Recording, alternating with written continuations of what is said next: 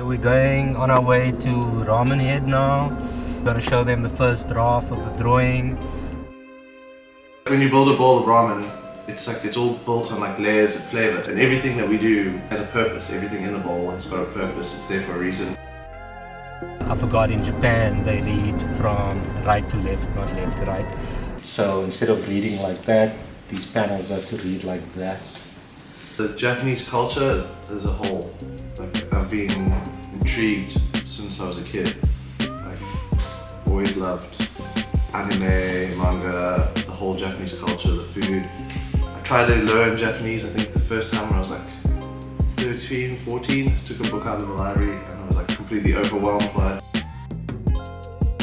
The initial brief was to do something on ramen, inspired by manga, that type of aesthetic. That's what we wanted to do for the t-shirt.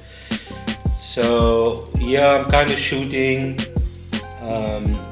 with in mind, like cool, I got to capture the process but not quite stuck on the style, the stylization of it. How am I going to lay the page out and the aesthetic? I'm inspired by people that dedicate their life to a craft and, you know, just show up and embrace the suck and put in the work day after day after day, because that's kind of, what else are you going to do, right? Complain and dream about doing something when you can just do it. So like you start off with your tare, which is your seasoning, which is normally like shoyu or salt base, and then just in that there'll be like 6 or 7 different layered ingredients to build the umami, and then that's just the seasoning for the bowl. Then you've got a flavored oil, which kind of helps in 2 ways. It's kind of like a flavor vessel for the noodles, and it also helps the soup stick to the noodles, so that when you're eating noodles you get a bit of soup in your mouth as well, not just dry noodles. And then we put the soup in the broth, which has also been cooked for up to 20 hours depending on the broth, and layers of flavor and umami in there. And then obviously the noodles, handmade.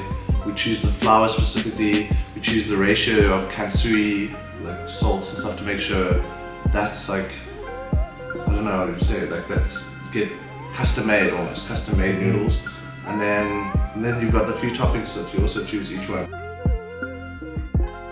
So I had to redraw the whole illustration, move around some stuff, check the katakana and the kanjis, make sure spelling and the stylization is 100.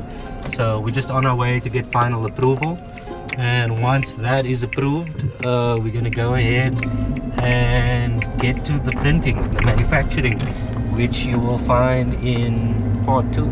Stay tuned.